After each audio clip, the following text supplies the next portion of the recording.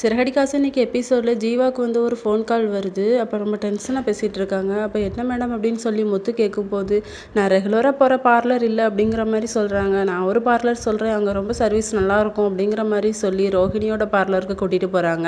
அப்போ madam wait பண்ணணுமா அப்படின்னு சொல்லி கேட்கும்போது இல்லை அப்படின்னு சொல்லிடுறாங்க. ரோஹிணியோட பார்லருக்கு போகிறாங்க. ரோஹிணி வந்து ஜீவாவை பார்த்தோன்னே எங்கேயோ பார்த்த மாதிரி ஞாபகம் இருக்கே அப்படின்னு சொல்லிட்டு இது ஜீவா தானே அப்படின்னு சொல்லி கன்ஃபார்ம் பண்ணுறதுக்காக அவங்க நேம் என்ன அப்படிங்கிற மாதிரி கேட்குறாங்க.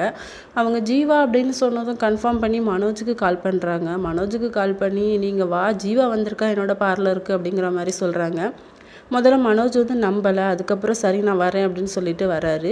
இங்கே வந்து பார்த்தா ஜீவா இருக்கிறாங்க. ஜீவா வந்து ஷாக்காகி நிற்கிறாங்க. மனோஜை பார்த்ததும் என்கிட்ட இருந்து திருடிட்டு போன பணத்தை மரியாதை என்கிட்ட தந்துரு அப்படிங்கிற மாதிரி மனோஜ் ரோஹிணியும் கேட்குறாங்க. அதை கேட்க நீ யார் அப்படின்னு சொல்லி ரோஹிணிகிட்ட கேட்குறாங்க ஜீவா. நான் தான் மனோஜோட ஒய்ஃப் அப்படின்னு சொன்னோன்னே ஜீவா வந்து ஷாக் ஆயிடுறாங்க.